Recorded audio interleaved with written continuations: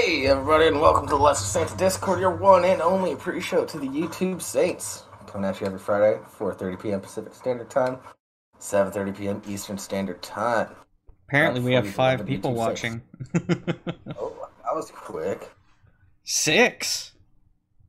Oh, are we getting popular now? No, we're back down to 5. Someone said fuck you. Damn it. Fuck that person. Oh, we're back up to 6. Maybe they were just restarting the page. Where apparently this is entertainment. Alright. I'm Jables, with me as always is Rimshee, blah blah blah. You guys know the drill. What's going on in Discord, Rimshee? Not much. Yeah, really, it's been quite quiet, and it's been something that we've been happy to see. Because we get to be lazy and just mess around with you guys like normal people. Yeah. Be sure to DM us if you see any suspicious activity. There's a little gaffe that happened earlier this week. I'm not gonna say who pulled the gaff, but I'm sure we all know what happened. Tables. No, wasn't me. Wasn't me. Really? Oh, you don't know what happened? Nope. I'll tell you off air. Yeah, Jabel's first time with his new mic. Yes. Don't I sound beautiful and silky and smooth? Yeah, silky smooth. All right. So, I wanted to start this episode off. Let's talk about Louis C.K. and comedy in general. Shall I play that clip? Play it in a minute. Fuck you, everybody that's shitting on Louis C.K. right now. And you're all a bunch of pieces of shit. And I fucking hate you all because you obviously have no idea what comedy is or how comedy works, especially when it comes to stand-up comedy. Get fucked. Now you can play the clip. Alright. Oop, hold on. There we go. In my life. But I'm a little disappointed in the younger generation, honestly, because I'm 51 years old, and when I was like 18 to my 20s, I mean, we were idiots. We were getting high, doing fucking mushrooms and shit. Okay. And then older people were like, you gotta get your shit together. And we were like, yeah, fuck you. So, there it's paused real quick, so just let's keep playing. And I was kind of excited to be in my 50s and see people in their 20s and be like, they're crazy. These kids are nuts, but they're not. They're fucking, they're just boring. Fucking telling them, you shouldn't say that. What are you, an old lady? What the fuck are you doing? Is this supposed to be insulting? It sounds more insightful. Wait. It's not appropriate. Fuck you, you're a child. Why are you finger fucking each other and doing jello shots? Like, why aren't you... You should address me. They're like royalty. They tell you what to call them. Fuck 'em. You should address me as they, them. Because I identify... I only had you start this early so you get more context for the full boot. Okay, so. Where's... Alright. Well, we gotta keep going then. Maybe we'll just let this play. I mean, we're not gonna make money off this episode anyway. No, this isn't... I don't think this is owned by anybody anyways. Alright. It's gender neutral. Oh, okay. Okay. You should address me as there, because I identify as a location. And the location is your mother's cunt. It doesn't have to be that nasty. But it can be. I don't know, they testify in front of Congress, these kids? Like, what the fuck? That's what are you doing? the part that everybody bitches about. Everyone bitches about testifying in front of Congress, or? Oh, I think I'm a little bit ahead of you.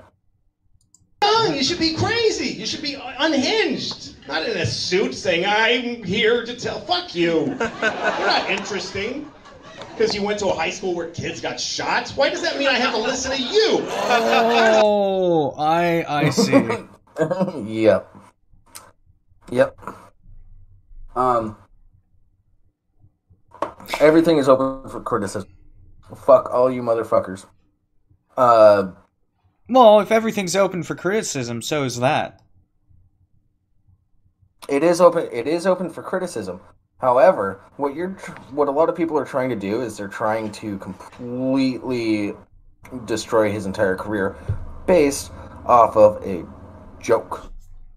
Surprising. In modern day, you never hear that. The only context you need is he is a stand-up comedian and he was on stage. Now, you cannot like the joke, that's fine. You can criticize the joke, that's fine. If you listen, it's a whole like 45-minute set that he does. There's like 5 minutes that somebody else does right after him. It's a good set.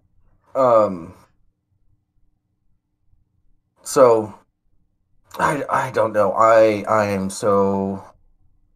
I'm a huge fan of stand-up comedy.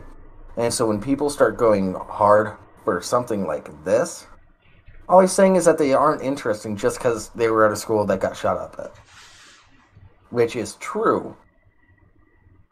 That doesn't make you interesting. That doesn't make you some sort of sage of wisdom. Nothing.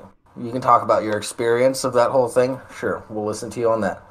But you are not an arbiter for what is sage, what is wise, what people should and shouldn't do just because of that.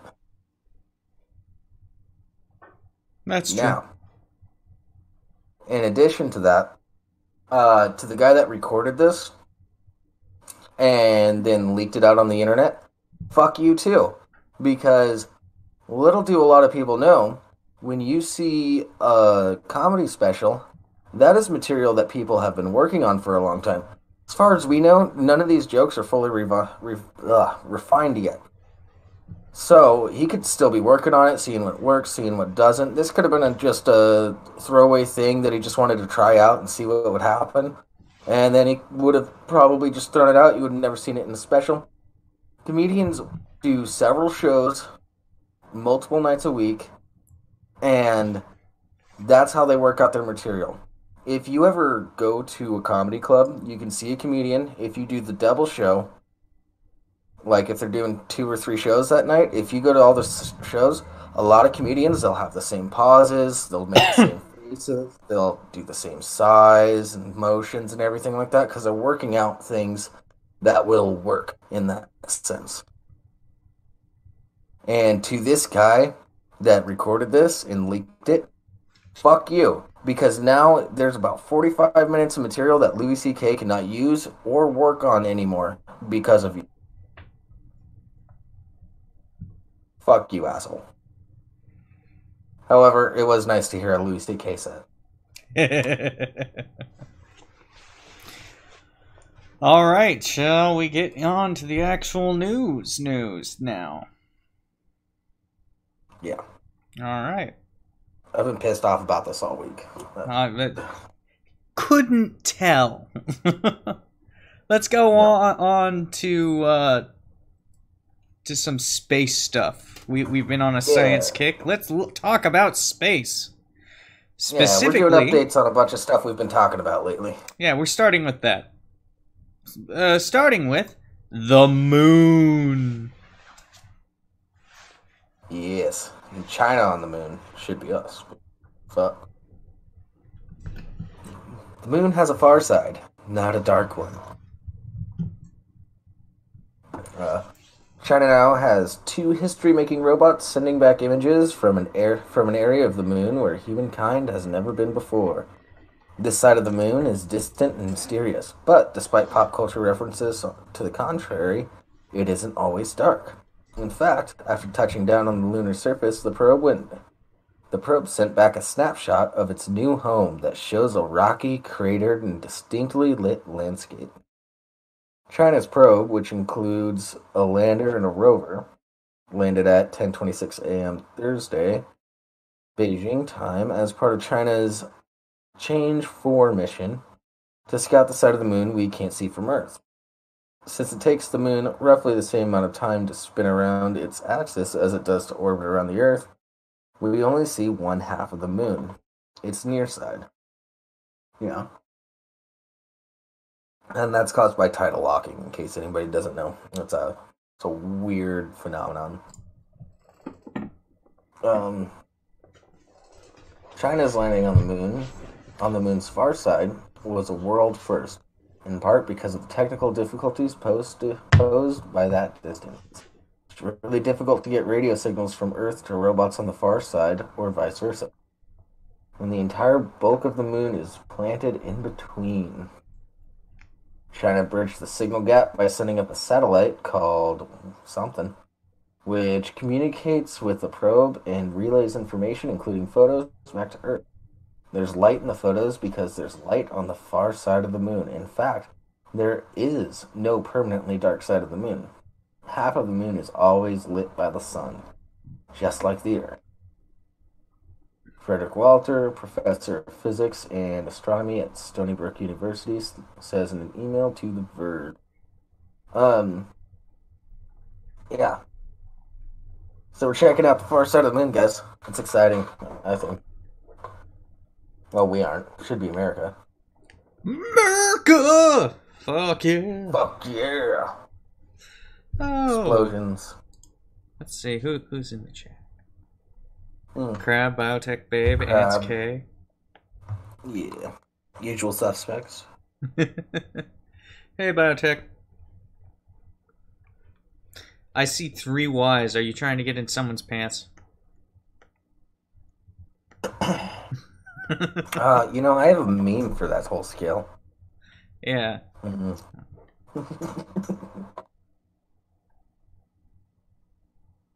Alright. I mean, our planet experiences daylight and night because Earth spins on its axis. It orbits the sun. The side pointing towards the sun is bright. The side pointing away is night. Did that guy just try to rhyme for the shits and gigs? Fuck if I know. Over the course of 24 hours, the slow spin of the world cycles through both. Things get weird at the poles, but even they experience both light and darkness. Yeah, those 23-hour days, like in Alaska. Holy shit. Well, that you have 24-hour days where you never see a sunset. Yeah. Yeah, I had a friend that was going to college in Anchorage, and she was telling me about how she tried to go to sleep, and the sun would just barely dip below the mountains, and then right back up. Sunset, sunrise. Mm-hmm. You can experience them both within like an hour.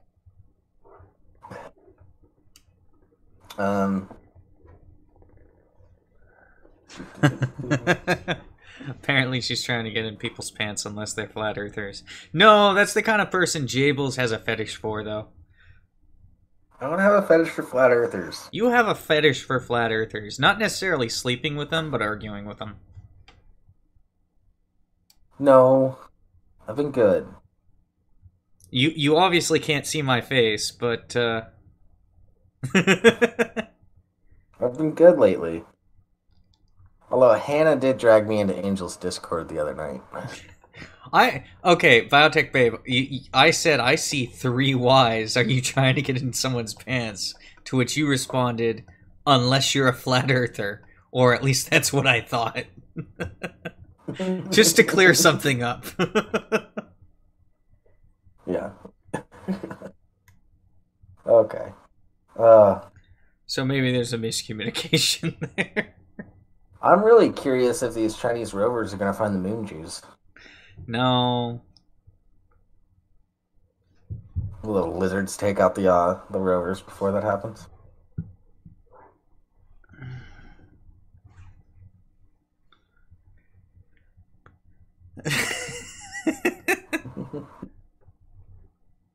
That sounds like Jables right there, Crab. Yeah. Hey, religion and flat Earth, it's my jam. I was celebrating Christmas with my extended family last weekend. Um, and I was arguing with my cousin about the flat Earth. He thought I was a flat earther for a bit. It was fucking hilarious. Is he a flat I earther? swear, no, no.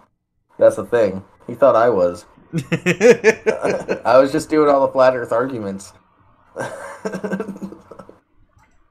Well, to know how to properly argue against something, it's best to actually have knowledge of what their arguments are. Yeah, I totally won that debate. Mm. All right. So, I mean, It's China, no one cares. yeah, I don't really care about The that. scientific I community think it's cares, cool. but that's only because they're getting data no matter where it comes from. And being a cat lady's no excuse.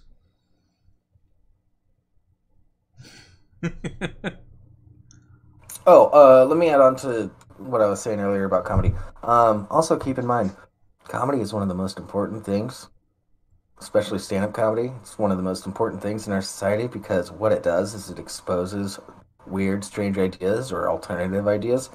It's more of philosophy, in my personal opinion, than just trying to make people laugh. Okay,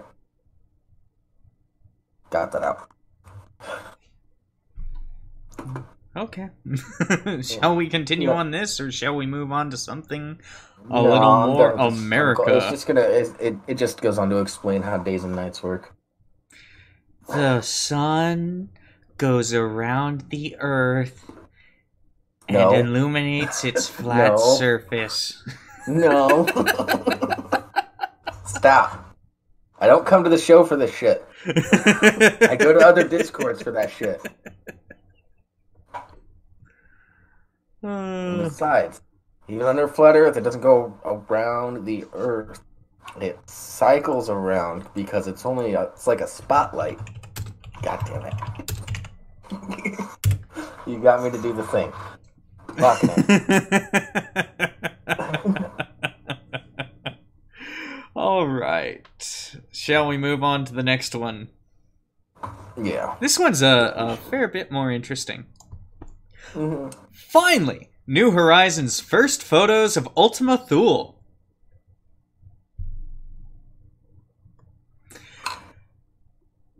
Alright, NASA just released the best images yet of Ultima Thule, the most distinct world ever visited by a spacecraft. You'll want to grab your 3D glasses if you've got them. We're going stereoscopic. On New Year's Eve, following a 13-year trip to deep space, NASA's New Horizons spacecraft made a close pass. What just happened? Okay, that was weird. For some reason, I just dropped out for it. that was weird. That you did too? Yeah. Yeah, I did too. That was weird. Discord had a brain fart. Anyway. It's okay. NASA on New Year's Eve, following a 13-year trip into deep space, NASA's New Horizons spacecraft made a close pass of Ultima Thule, a small icy world drifting 4 billion miles from the sun in the unexplored third zone of our solar system. The probe zipped by at upwards of 31,000 miles per hour, about the same speed it was going when it God damn, I can't talk. When it passed Pluto in 2015, I really got to get that bit of flesh that connects the tongue to the bottom of the mouth cut back a bit so I can actually pronounce words properly without effort. But Pluto... I don't think talking is the issue. I think it's just reading. Yeah, that too. You're a Marine. I can read. I scored an 89 on the ASVAB, which is high for a Marine. I actually don't know what the average is, but to join, you have to score a 32 in most locations. I think it's a 32. It could be a 31. Anyway. Good job, buddy. Did you fill it out in crayon? No, it's a computer test. Ah. But anyway. Shut up. Do they have a crayon setting? No, shut up. But Did Pluto. you type things out in Comic Shut up, you little shit! Trying to read a goddamn article and you gotta make jokes. Hash. Whoo! But Pluto is 100 times the size of Ultima, which measures just 20 miles long. So New Horizons had days to capture photographs and spectrographic readings of the former planet. But this smaller cosmic quarry it only had a matter of minutes. New Horizons' visit was brief, but was brief but momentous. The mission's success makes Ultima Thule by far the most distinct object ever to be imaged up close. Distant. Whatever I said, it was probably wrong. There's images. Yeah. The caption of this says, at first, Ultima Thule appeared as a bowling pin-shaped blur. A day later, the pin resolved into a snowman-shaped world with 2 distinct lobes. That's really actually cool. Do you want to build a snowman? I guarantee that's a joke coming up. Or a statement, something along those lines. New Horizons' initial observations of Ultima Thule have been trickling back to Earth since the dawn of the new year. The transmission time between the edge of the solar system and our planet is a little more than 6 hours, and the download rate is just 500 bits per second. So the lowest resolution imagery arrived first. New Year's Day brought but a few tantalizing pixels of Ultima Thule, and Ultima Thule appeared as a bowling pin-shaped blur. A day later, things improved drastically. Color imagery confirmed Ultima Thule is red, but dark, like potting soil, and the pin resolved into a snowman shape. That's interesting. Oh, wait. It's a 3D image. Where are my 3D glasses? You're an idiot. No, I have red and blue 3D glasses. You Who fan. Nothing to do with Doctor Who. I just thought they'd come in handy someday. It turns out that day. You're an idiot. What you're seeing is the first contact binary ever explored by spacecraft, said New Horizons principal investigator Alan Stern. 2 completely separate objects joined together. The New Horizons team named the larger orb Ultima and the smaller one Thule. That's interesting. Oh, sorry. I was scrolling too far ahead. Oh, yeah, you are. Yeah, that's why you didn't see it yet. On Thursday, January 3rd, New Horizons mission scientists revealed their best image of Ultima Thule to date, and they're in stereo vision. Take a good look. These are the best images we'll get of that icy world for the next few weeks. That's, That's why I need my 3D glasses. You're an idiot. No. Hold on, That's let me get rid of blue Sharpie and I'll do the same goddamn thing. No, that's not how it works. Oh, jeez. It's old school 3D technology, man. That's not how it works. I know exactly how it works, but I have glass that I can color on.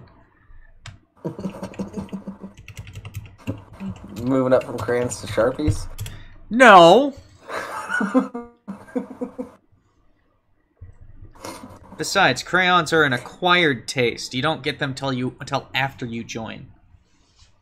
Ah. Do they give you a big old 64-pack, or are you just stuck with the 8-pack because it's a government? Oh, shut up. No 3D glasses? No problem! Try looking at the image below and crossing your eyes till the image overlaps, the way you would with a magic eye illusion. Oh, that's actually pretty cool. Link to this is definitely in the description, and, I mean, it's obviously a shitty fucking image, but it's still pretty cool. It's also a very old probe, so... Yeah, it's 13 years old. But, I mean, it's a shitty image because it's the lowest resolution images coming back first. Yeah. I can't wait for like 5 years when we get the full resolution ones.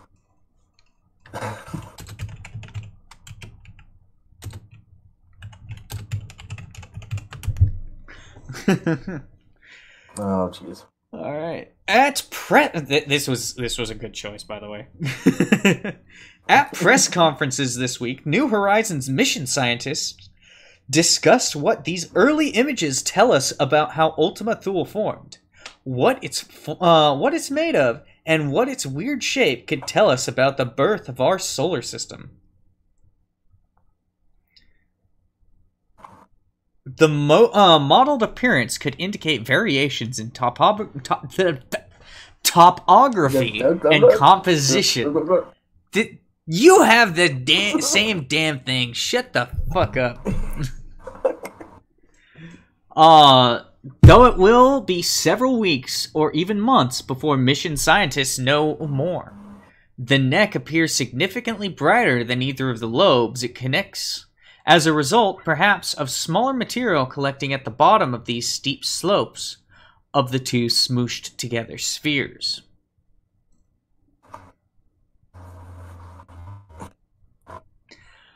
How that's...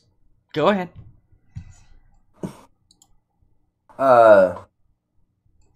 Maybe this is what Earth and the Moon were like at one point. Maybe. Probably not. I'm gonna think it is, without any scientific evidence to back it up. That sounds like something you'd do. Heathen. Yeah. Hey. Oh. How that smooshing happened is of great interest to the New Horizon team. Mission scientists speculate that the pair were once separate bodies that gently merged some 4.5 billion years ago, during the formation of the solar system. This coming together probably occurred at no more than a couple miles per hour. Speed so slow that if you were in a car collision, you wouldn't bother to fill out the insurance forms, said Jeff Moore, head of NASA Ames Geology and Geophysics team. What the fuck? Yeah, that's how I met one of my ex-girlfriends. Nice little fender boat. If the lobes did, in fact, come together that gently, it could suggest that planets in the innermost solar system formed through similar accretionary processes. Ultima Thule is not only the most distinct object ever visited by a spacecraft, it is also, in all likelihood, the most primitive. Objects like it are believed to be remnants of the solar system's formation that have been preserved in close to their original state by temperatures approaching absolute zero. Studying Ultima Thule's topography and composition, then, could reveal fundamental clues about the origin of the planets, but we do need to be careful about interpreting these early images, said planetary geologist Paul Schenk. Interesting. A co-inventor of the New Horizon... investigator on the... Goddamn. A co-investigator on the New Horizons mission.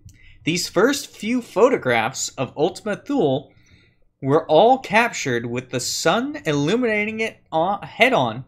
Consequently, shadow and texture have been washed out. Variations in color could be due to peaks and valleys in the landscape, or differences in geology.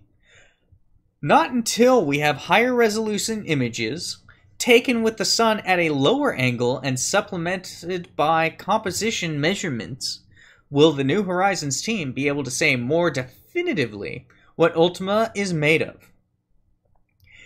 It'll be several weeks until we hear more. Tomorrow, New Horizons will dip behind the sun, severing its communication with Earth.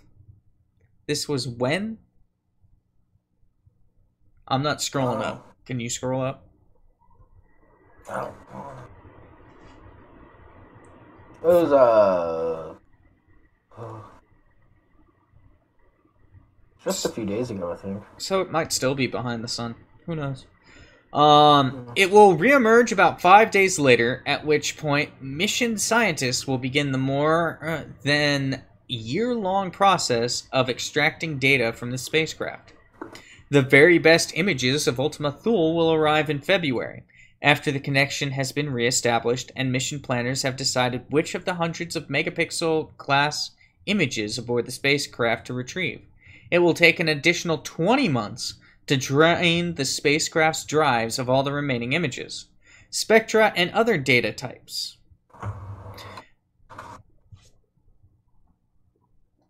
The slow data transfer is the bad news. The good news, we'll have new science on Ultima Thule on a more or less weekly basis from February through 2020. These stereoscopic images are just the beginning. So yeah, 5 days behind the sun, and this started yesterday. So it's currently behind the sun, and it'll emerge next Wednesday. Sweet. I'm personally excited. And, no, Crab, this is not a good argument against flat earthers, trust me. I like Crab's statement. This is a good argument against flat earthers. NASA has geniuses on its payroll, and these are the best photos thus far of a distant planet.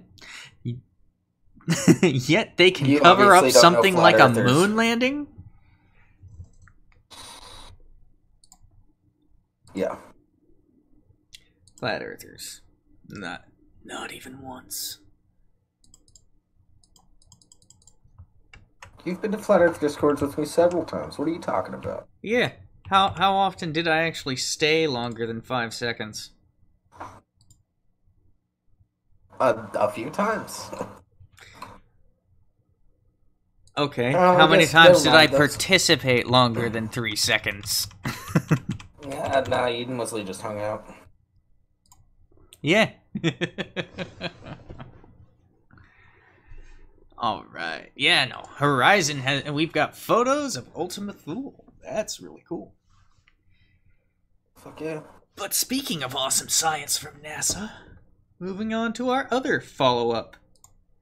Yeah, this one's really cool. We covered, like, how the rovers... how the probes are going to work for this. Yeah. Quite a while ago.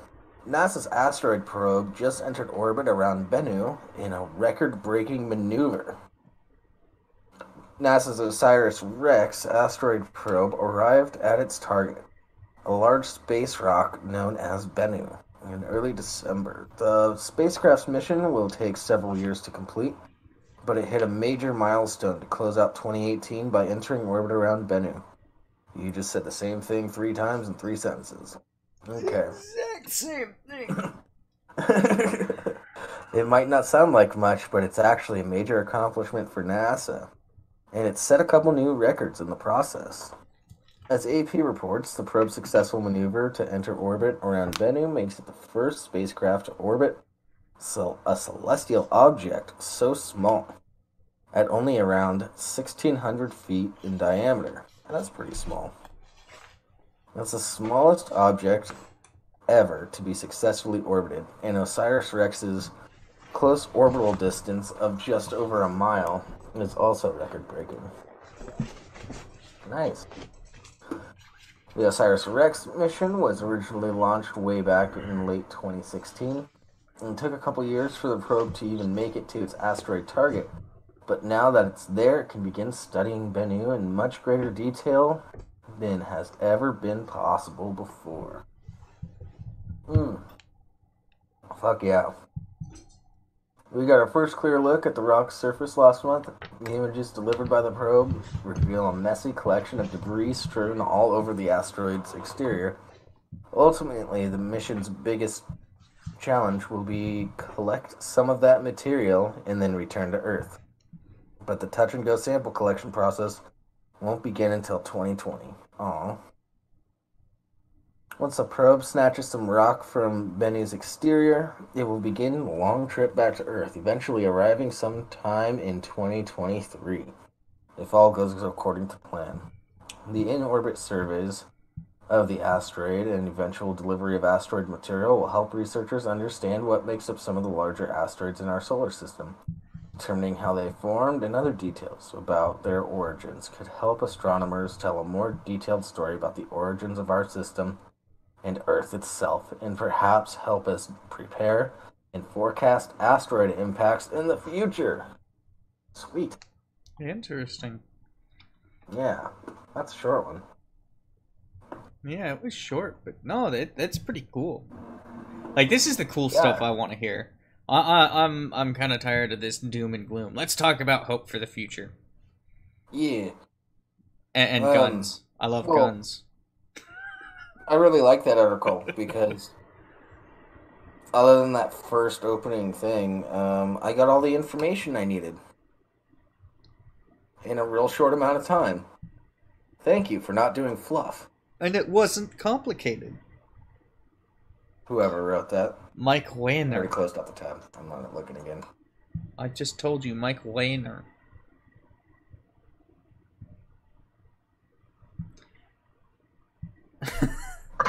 Oh, shit.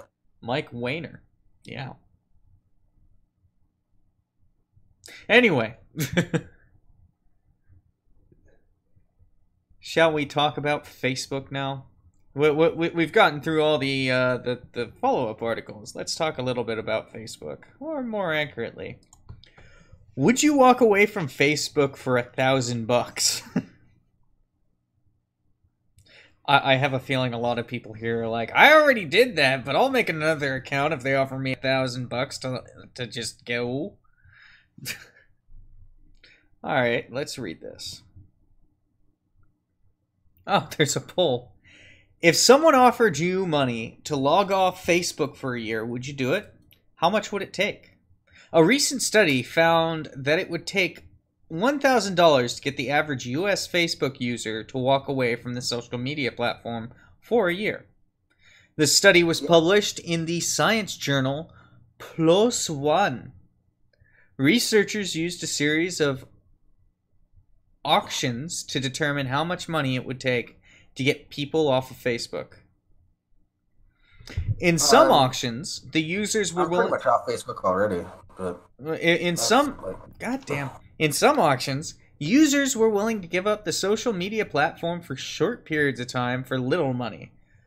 $1.48 for an hour, $15.73 for 3 days, or $38.83 for a week. But when asked how much it would take to give it up for one whole year, the amount escalated and varied. The average amount was more than $1,000. Interesting.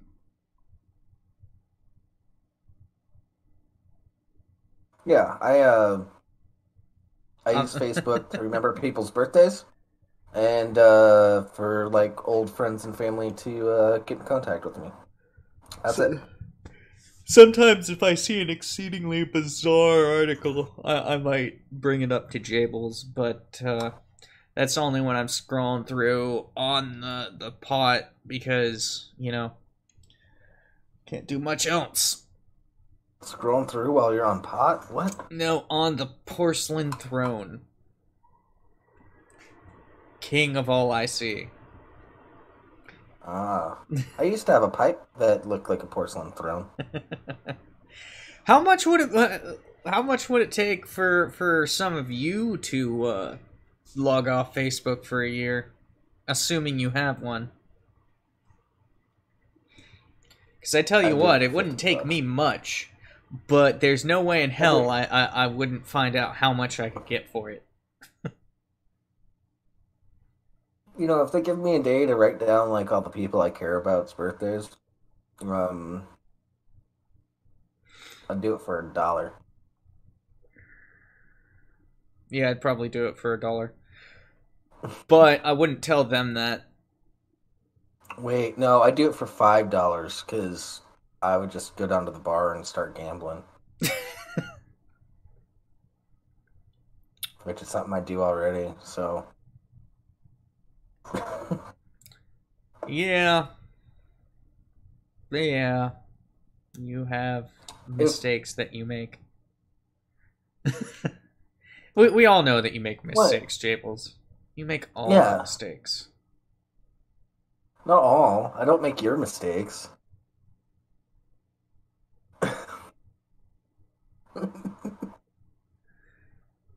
Huh. Well, Y2K does use Facebook. How much would you? How much would it take to get you to stop using Facebook for a year? Oh.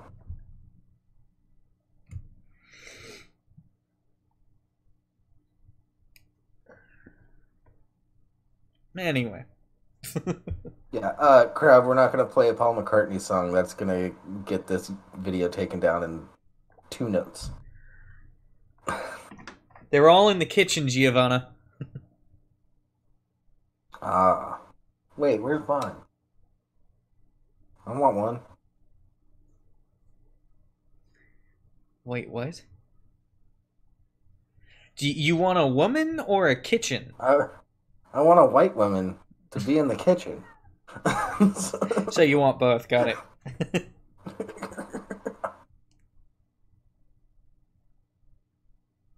Yeah. Well, should we move on and start talking about everyone? Well, actually, no. I was about to say everyone's favorite plant, but that's probably not true.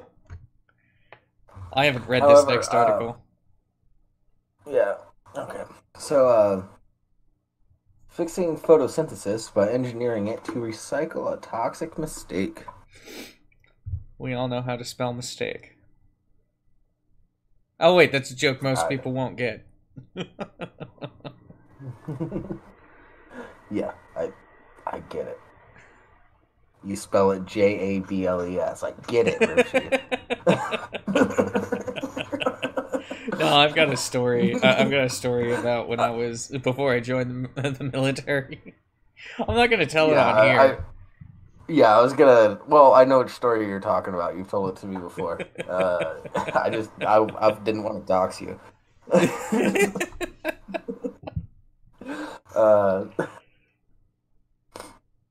Fun times.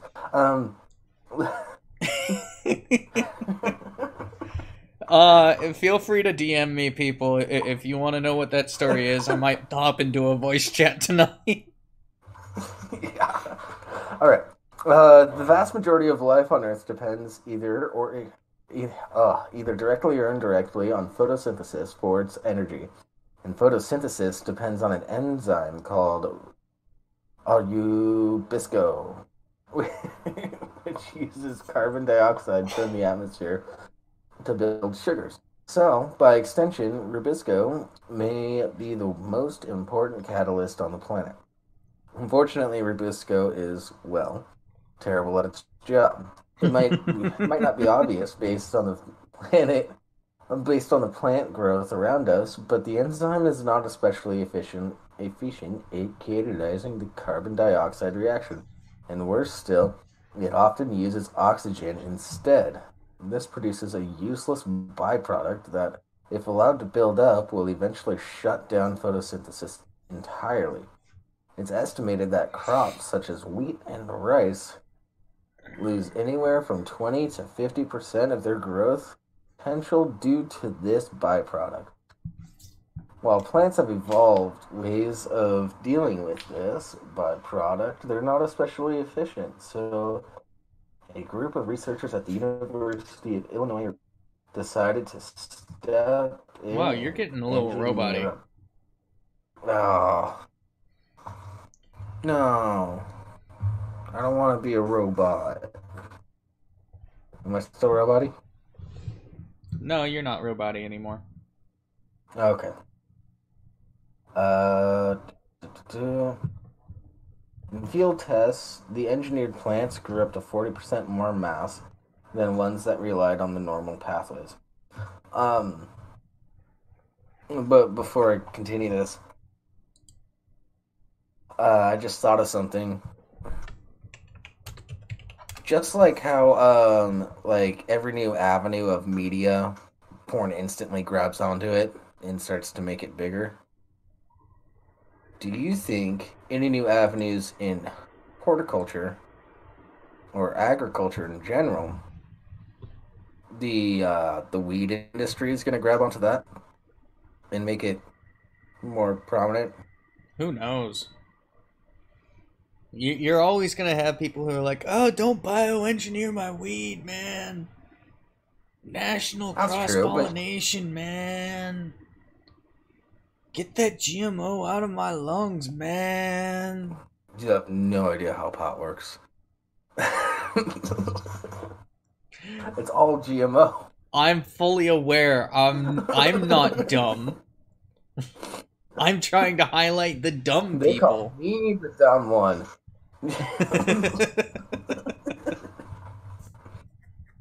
I want to smoke some weed. I did just clean my bong lately.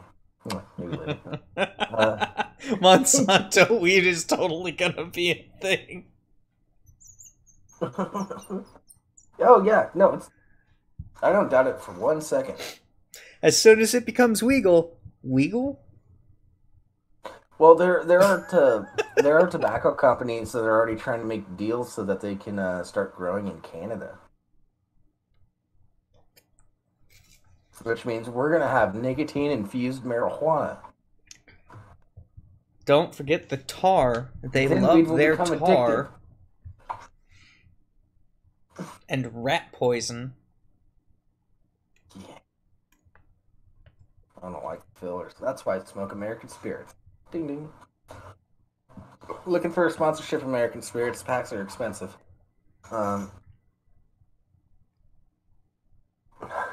Anyways. Oops, wrong chemical. The key reaction catalyzed by rubisco can be simplified down to the following. It takes 5 carbon, sugar, and carbon dioxide. Or carbon sugar and carbon dioxide. What the fuck? And it converts them to 3 carbon sugars. While this process doesn't sound very exciting, it is basically pulling carbon dioxide out of the air and converting it into a form that the cell's metabolism can work with. It's relatively simple. For example, to start with 3 carbon sugar and 2 carbon chemical that's present in all cells, and then rebuild the 5 carbon sugar that started the process, other pathways branch off to make 6 carbon sugars, amino acids, and the building blocks of DNA. Mitochondria is the powerhouse of the cell. I don't know why I said that. Ignore that last comment. Life's phenomenal success indicates that Rubisco works, but it could clearly do better in terms of converting incoming light to usable energy. Your average... Oh, fuck. Oh, where'd that come from? You're just tired. You're low energy. Drink coffee. I'd rather drink beer. Whatever you do, don't do a bum. Can't. We're live. I'm not Ice Poseidon or Randy Worski. No, that would be mean. Yeah.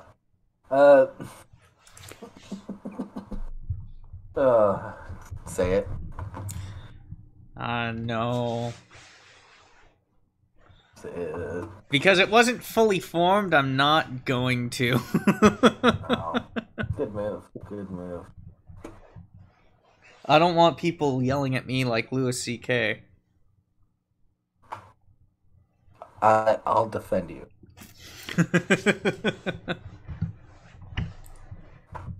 I may not be the best defense, but I'll defend you nonetheless. Yeah. Life's phenomenal success indicates that Rubisco works, but it could clearly do better in terms of converting incoming light, blah, blah, blah, blah, blah. Your average leaf is crushed by a solar panel. At least part of the problem is Rubisco's tendency to use a molecule of oxygen rather than carbon dioxide, which results in the formation of a toxic 2-carbon acid. Oh.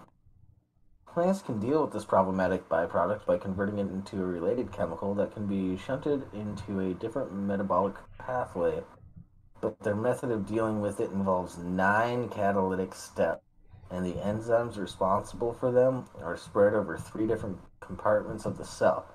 This is not exactly a recipe for efficiency, and about a quarter of the carbon that goes through, it ends up metabolized into carbon dioxide, the material the cell was trying to use in the first place.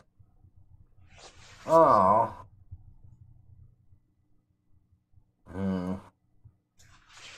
Can we do better? Always do better, my dudes. Yeah. Just keep trying and trucking along. Like I told my journeyman today.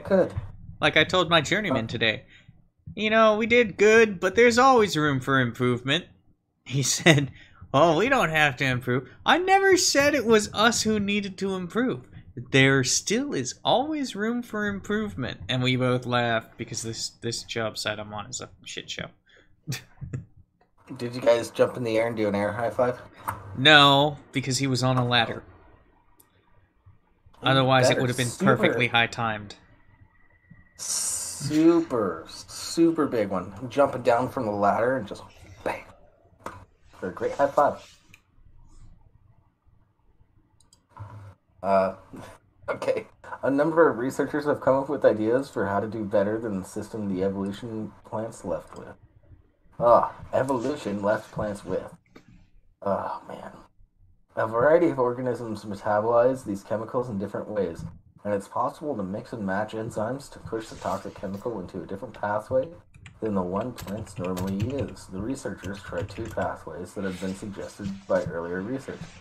One involved 5 genes taken from bacteria, while a second mixed and matched genes from pumpkin, Arabidopsis, and E. coli. Arabs and shit. I guess? I don't know. Can I get away with that joke? No. We'll find out. No. Next time on the Lesser States.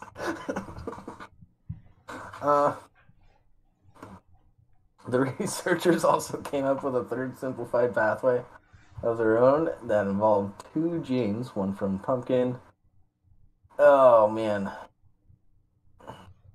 I don't like all this technical talk. I don't need to take another biology class, if you know what I mean. Fine, I'll finish reading it, because this sounds fascinating. The researchers also came up with a 3rd simplified pathway of their own that involved 2 genes, one from the pumpkin, and the second from a single-celled alga. Whatever. Combined, the 2 products of the 2 genes converted the toxic chemical into a compound called malate, which is used in a variety of biochemical pathways. The simplified pathway avoided some of the problems with the 2 earlier efforts. Unlike the first pathway, both of the genes could be active in the chloroplast, the site where the photosynthesis takes place. It also avoided producing the hydrogen peroxide, which is a byproduct of one of the reactions in the second pathway. To enhance things further, they also lowered the activity of a protein that normally transports the small toxic byproduct out of the chloroplast, where photosynthesis takes place. The reasoning here is that they would trap it in the same compartment as the enzymes that acted on it, and the efficiency would go up. I think this is fascinating, but I by their powers combined.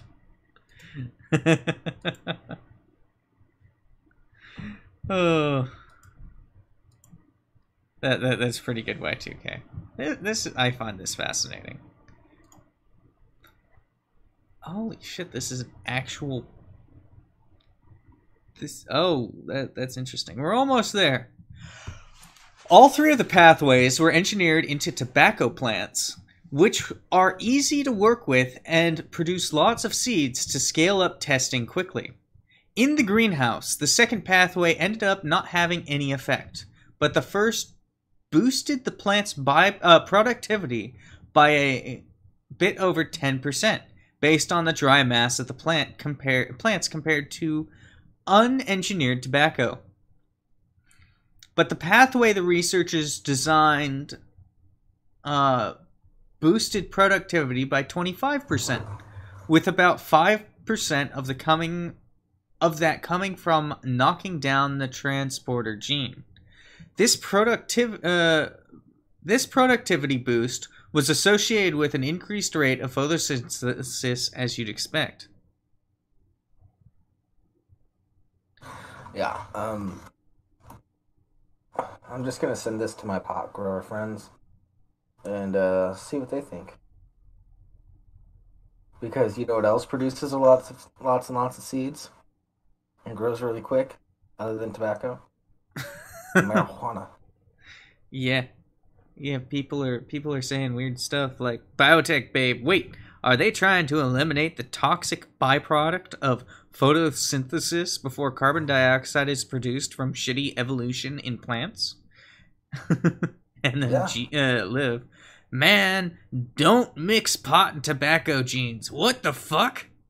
You don't have to mix it with tobacco genes. What you're doing is you're just doing selective breeding so that you can breed out the fucking problem with the plant taking in some oxygen instead of carbon dioxide and then producing carbon dioxide in the long run. It will make your air cleaner. Ooh, wow. This productivity boost was associated with an increased rate of photosynthesis, as you'd expect. That was enough to convince the researchers to take the engineered plants out of the greenhouse and into a field. The same general pattern held up. The two pathways that had been suggested earlier boosted productivity of the tobacco by about 10 to 15%, but the new pathway that had been devised caused biomass to increase by over 20% and, in some cases, over 40%.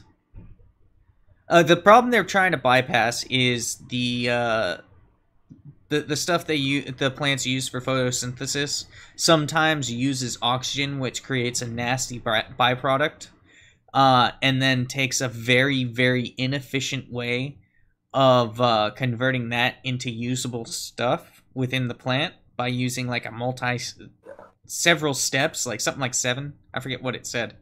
And they're seeing if they can figure out a way to make it more efficient by making that byproduct management a lot easier to deal with by reducing the number of steps.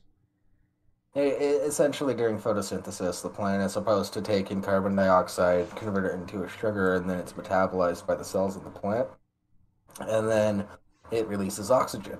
But occasionally it takes in oxygen instead of carbon dioxide and goes through that long process and then releases carbon dioxide as well. So, overall, the boost for individual leaves was... Huh? I was going to say, Biotech Babe, DM me, I've taken a lot of plant science classes. I can run you through it pretty easily. Overall, the boost for individual leaves was pretty small, typically in the area of 5 to 8%. But the researchers likened the effect to compound interest. The small boost in biomass allowed the production of more leaves, which all operate with slightly increased efficiency, gradually leading to larger and larger effects. Why so efficient?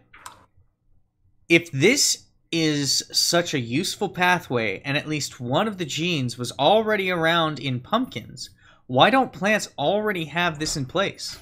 Part of it could simply be the luck of history. For whatever reason, chance never favored the right genes coming together for evolution to do its thing. But energetic considerations might play a role. As the researchers indicate, the pathway currently used by these plants should burn through less of the ATP that cells use to power most basic functions. That may be a significant consideration on an evolutionary timescale in a natural environment. But our crops certainly don't operate in a natural environment. Rather than being selected in competition with plants and herbivores, our crops are simply selected for efficiency converting water and fertilizer into edible biomass. The key part of that phrase is edible. The product of tobacco is the plant itself, and we already grow far more of it than we should based on human health considerations. To be really useful, the biomass increase has to work on crops like rice and wheat. And at least some of that increase has to go into the seeds that we end up eating. So obviously, we need to wait to see what happens when the same approach is tried on a food crop. But if the new pathway has anywhere near the efficiency that it does in tobacco, then it's going to be a hugely useful innovation, and farmers would find resisting that sort of enhanced productivity difficult. Which, given the ongoing public mistrust of GMO foods, could put public tastes and societal needs on a collision course, with science stuck in the middle. Yeah, I need to send this article to a buddy of mine whose family is one of the #1 wheat producers in the country. For sure. Wheat, not weed, by the way.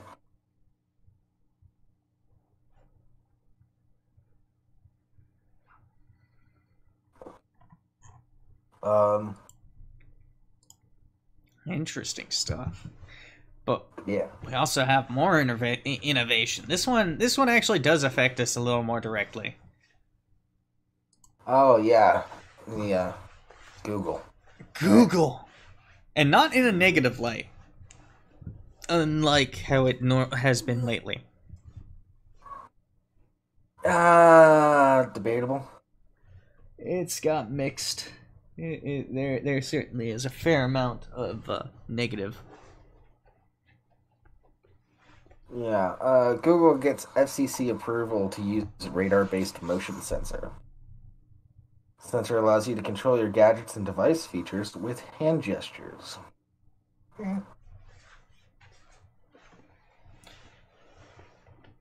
Google's motion sensors are in the making. The search giant on Monday was granted approval from the Federal Communications Commission to deploy radar-based motion sensors, also known as Project Soli, according to Reuters. Never understood that. The sensors reportedly allow users to operate electronic devices using hand gestures. FCC approval lets the search giant operate the sensors at higher power levels than currently allowed, and the sensors will be allowed aboard aircraft. Ooh. I'm not sure about that one. Try it on the ground first, please. Grant of the waiver will serve the public interest by providing for innovative device control features using touchless hand gesture technology. Julius Knapp, the FCC's chief of engineering and technology, wrote in the order. Well, okay, here's the thing, Jables. FCC approval means that they can test in flight. That doesn't mean that they haven't been testing on the ground. Yeah, but yeah. Okay. Google in March asked FCC to grant its waiver. According to the order, the sensor captures motion in a three-dimensional space using radar beam to enable touchless control of device features. The search giant unveiled Project Soli in 2016 with a video showing that you can control your smartwatches and speakers by moving your hand far or close to the devices and touching your thumb with your index finger. Google didn't immediately respond. Yeah, I'm just not inhaling. Google didn't immediately respond to a request for comment. FCC declined to comment. See, here, so the bigger issue that I have with this is that I can essentially read everything within a 3D space, and I don't want Google to know how many dildos I have sitting on my desk at any given time.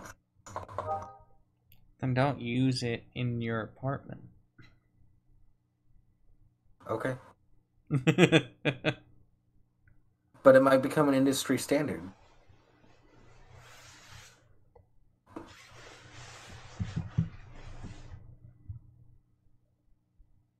I'm Everything's a white supremacist gesture, Y2K.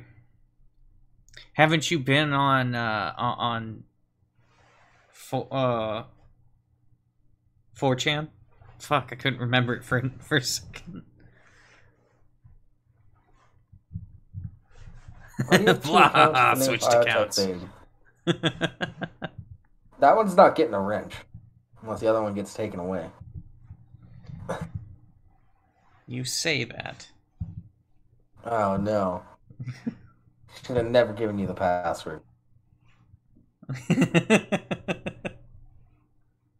I've been having a lot of fun trolling around streams posing as you, though. Well, considering I never go on that account. Yeah. But you don't know what kind of streams I've been in the live chat of, and people think it's you. I'm sure they do.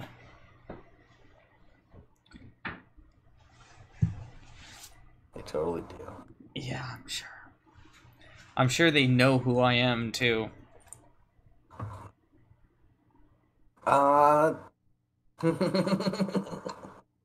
Maybe. Trout, maybe. If you're making fun of JF, yeah, go ahead and use me as if you're me. That's fine. I don't give a fuck.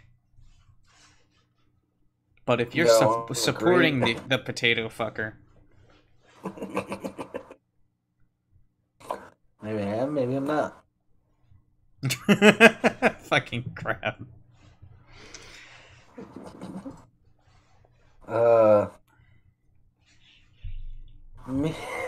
I'm not saying that aloud on the stream.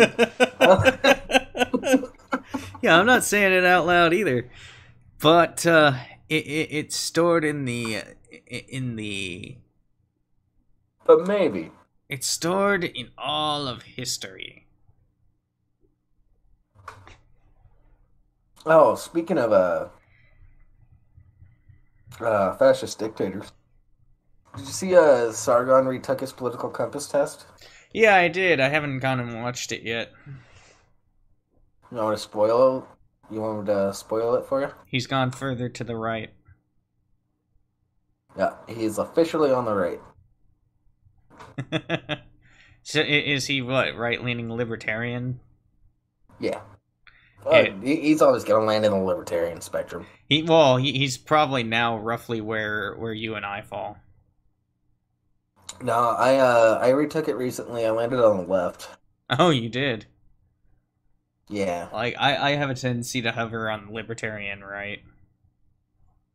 Well, there's that one that's pinned on my Twitter. Yeah, everyone do what Liv did and go subscribe to Biotech Babe.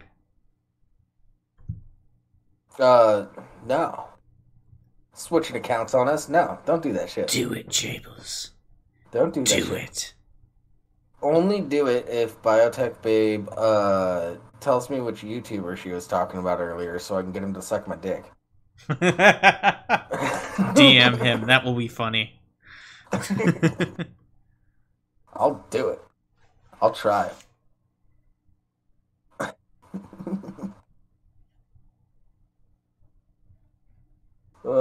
Subscribe to Live too. There might be a link in the description. You can click things. Oh, jeez. Shall we do some internet culture shit now? Yeah, I guess. Y2KW, yeah, I was like 3 blocks down on Libertarian, landed dead center.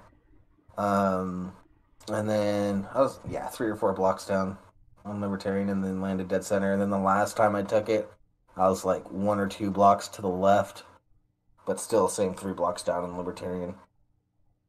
I think it's because I changed my mind on healthcare. I think that's what really did it. Okay. Yeah, let's do some internet culture shit. Subscribe to PewDiePie. Yeah. All right. Internet tricksters hack Chromecast to promote PewDiePie.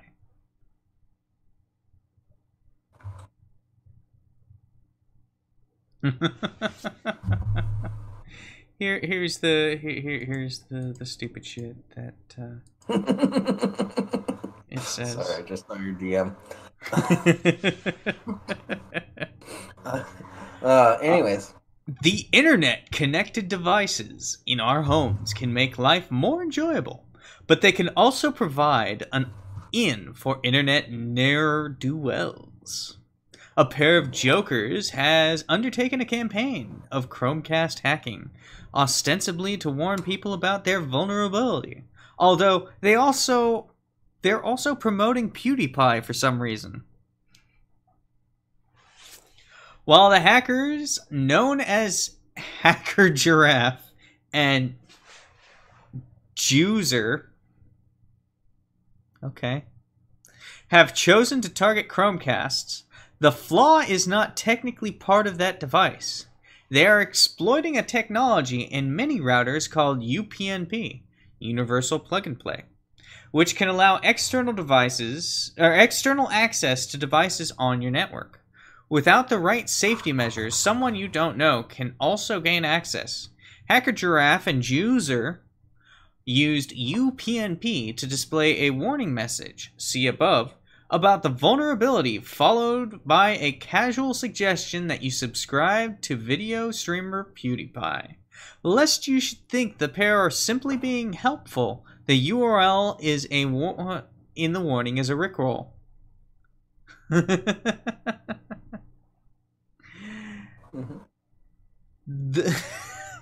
The website for hacking, currently down, included a counter showing that more than 3,000 devices have been taken over with the warning.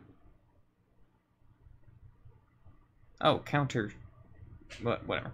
According to the site and common sense, the best way to prevent attacks like this is to disable UPnP in your router settings.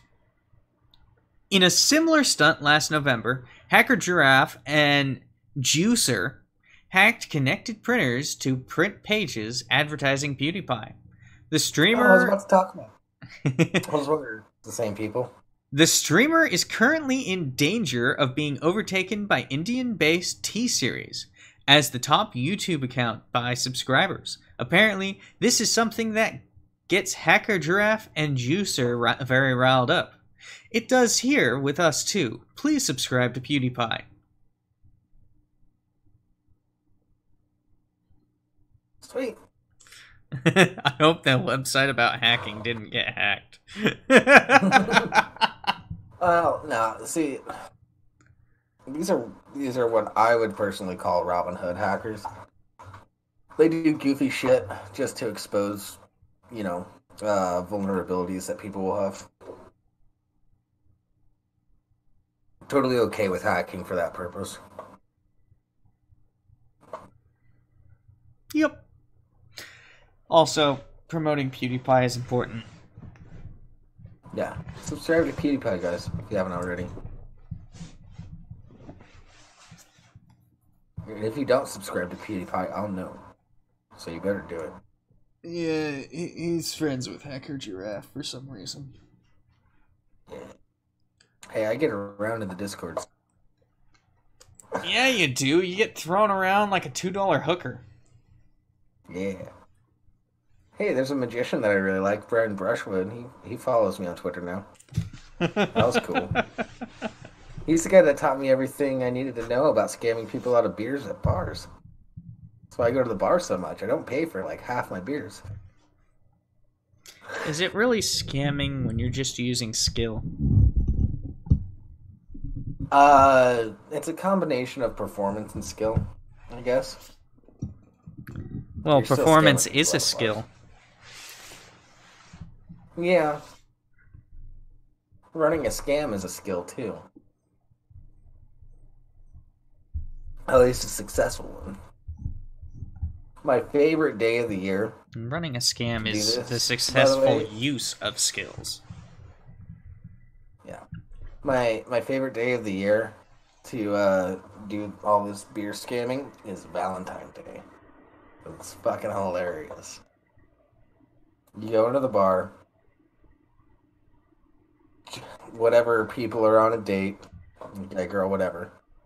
Uh, Somebody will stand up and go to get drinks at one point, and then you swoop in and start doing some magic tricks. And then all of a sudden the girl's like, "Oh no, babe, you need to see this. You need to see him do magic tricks." And then I get the boyfriend to buy me a beer at the end of it. It's the funniest shit ever. It's hilarious. Oh, yeah, Yeah. Yeah. yeah. I don't know. This is internet stuff. Androidpolice.com. Like some of these, I just don't know where you get them. I'll tell you off air. Like I've never even heard of Android Police. Holy shit! Me neither. You're sucking the dick of someone at CNN, aren't you?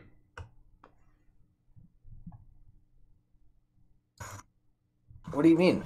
We do more Fox News shit than we do CNN. Yeah. I figured that's why. Trying to cover up my tracks by doing more Fox News shit. No. Trying to cover up their tracks because you're blowing them and you don't want your butt buddy to get in trouble. Yeah. Less exposure means that they can't get found out for the lies they're telling. Fake news. No, I give no shits, dude. You blow who you want. Thank you. I appreciate your support.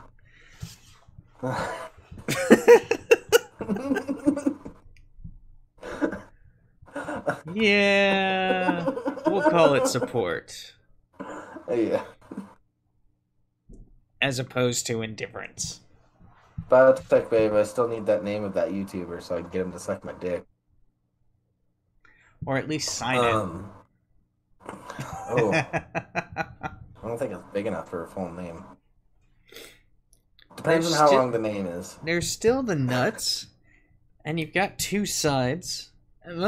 Technically four sides, a top and a bottom. Than average taint. Huh?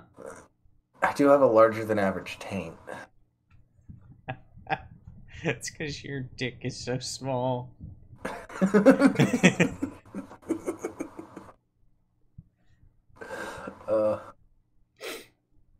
It's not really that small, guys. It's roughly average. That's insecurity. Yeah. If you got a small dick, you may as well own it, like me. I'm a grower, not a shower, damn it.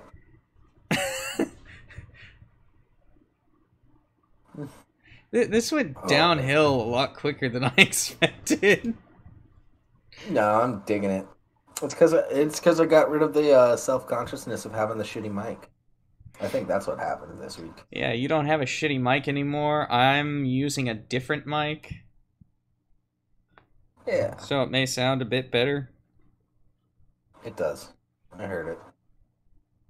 Interesting. I'll have to hear it myself, but it's whatever. I mean, whatever. Yeah. Anyway. Oh, it's about... We've got about 8 minutes left.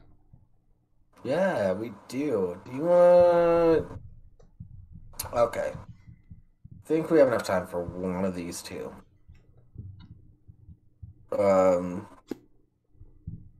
Do you want to do the NBC being hypocrites or the podcast cancellation? Well, you know what? Hypocrites are fun to make fun of. Perfect. Especially when they involve pedophiles. Let's do this. He lures alleged child predators and shames them on Facebook. Now, one of his targets is dead.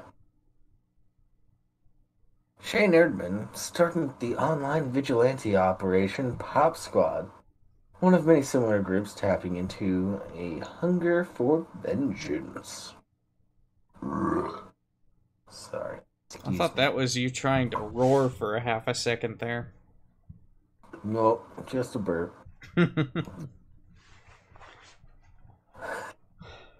On a cool evening in October, Elaine Malcolm, 20, walked into a vacant two-story colonial house in Bristol, Connecticut. Two members of a local internet vigilante group who regularly try to expose and shame alleged child predators they entice online were waiting for him. Sorry, I had to go to the voice. It's just how it's written. No, it's not. Malcolm was tall. Come on, dude. A name like Brandy Zadrosny? That's not the name of someone with a deep voice. That's the name of someone with a voice like this. Malcolm was tall and handsome. The oldest son of Jamaican immigrants, he wholly subscribed to the idea of the American dream. In high school, Malcolm was vice president of the Future Business Leaders of America Club, assistant captain of the tennis and swim team, and a member of the Student Council and Model United Nations. He started a social marketing business at 15.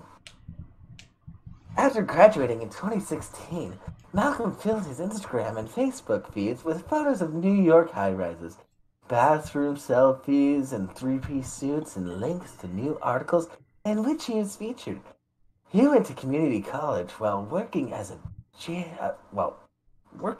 junior buyer for a local circuit board manufacturer and was subject of a Connecticut public television series that profiled recent high school graduates.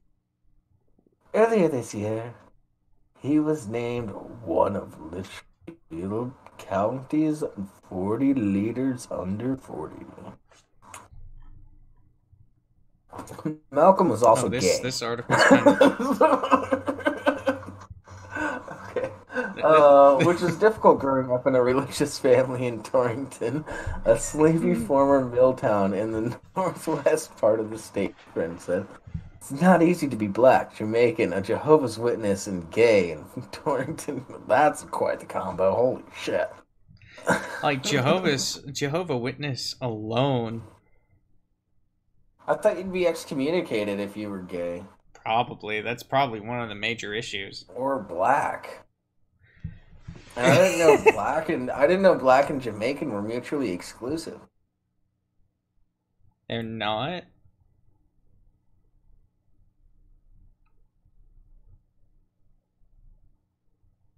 Yeah, I thought all Jamaicans were black. This sounds like it's a bit of fluff. It's gonna be so full of fluff, and we only have 4 minutes. Okay, hold on. I'll do this real quick. Starting in high school, Malcolm used apps like Tinder and Grindr.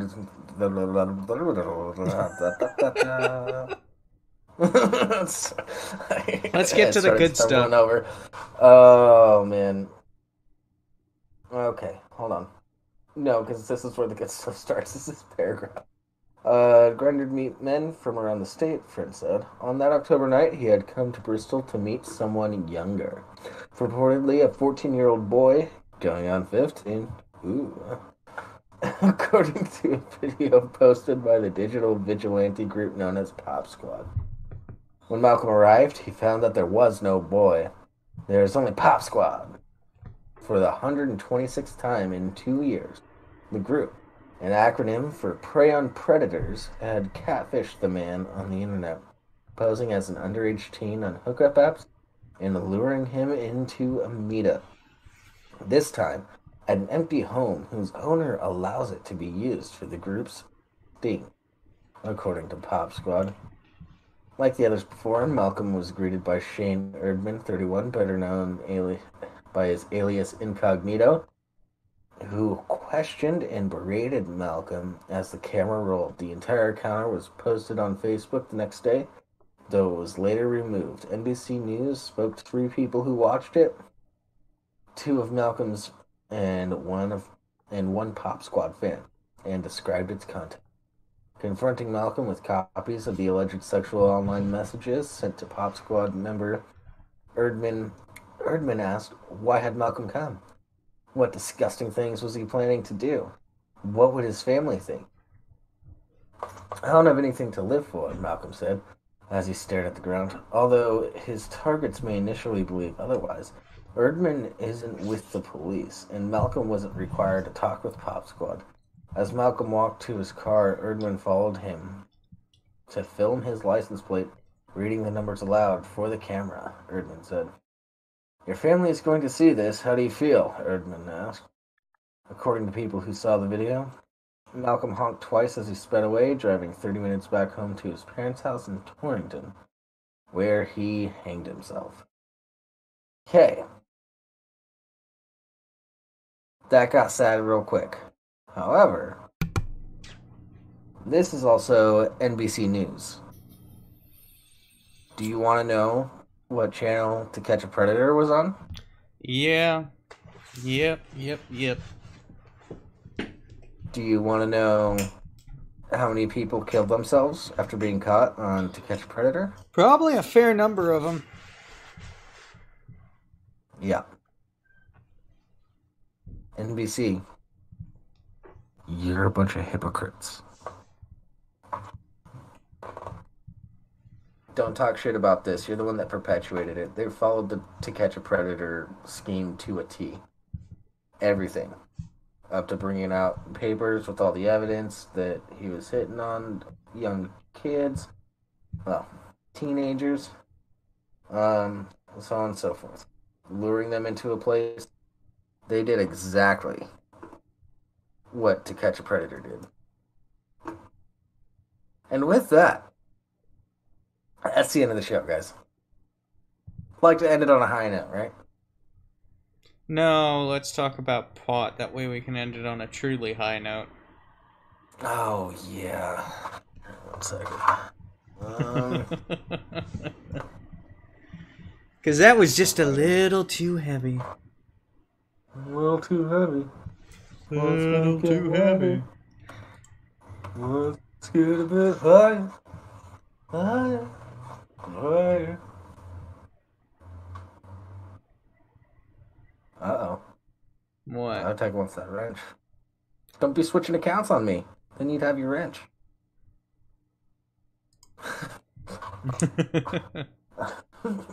You say that. But I know you better than that.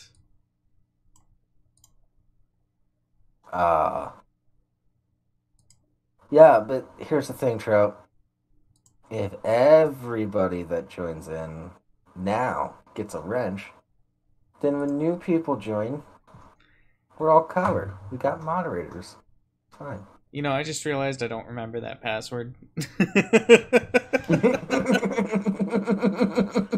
Were you trying to go in to give Biotech favor wrench? Because I'm not an asshole. No. It's the same I gave person. her a wrench. She has a wrench now. Okay.